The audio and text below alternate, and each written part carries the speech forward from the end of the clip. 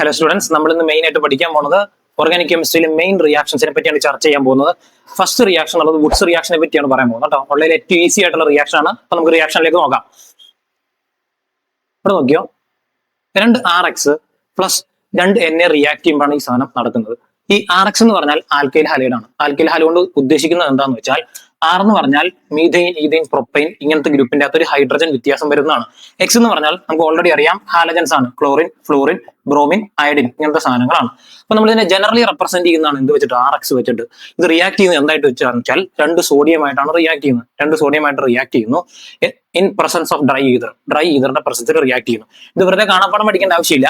ഈ 2 റിയേജൻസ് നമുക്ക് ഓർത്ത് വെച്ച് കഴിഞ്ഞാൽ ബാക്കി കംപ്ലീറ്റ് ചെയ്യാവുന്നുള്ളൂ. അപ്പൊ ആൽക്കൈൽ ഹാലൈഡിന്റെ ജനറൽ ഫോർമുല നമുക്കറിയാം RX എന്ന്. 2 RX 2 സോഡിയമായിട്ട് റിയാക്ട് ചെയ്യുന്നു.